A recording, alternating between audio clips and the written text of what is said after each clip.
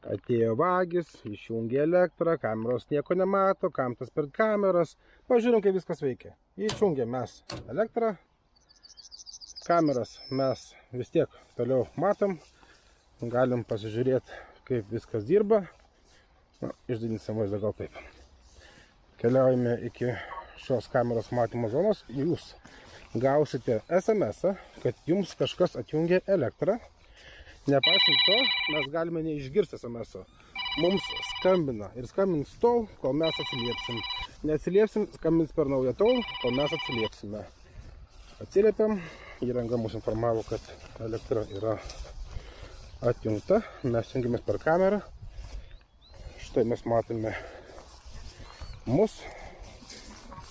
Namas be elektros, viskas veikia, viskas važiuoja, aišku, fokusas kažkur. Taip pat keliaujam, atgal įjungsim viską ir parodysiu, kad bus toliau.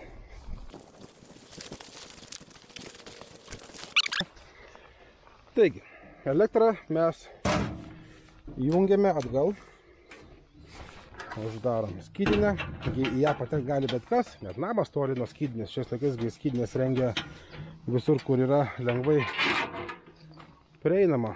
Mes gaudame SMS-ą ir mes gausime dar vieną skambutį, kad atsistatė elektros tiekimas. Tai va, puiku.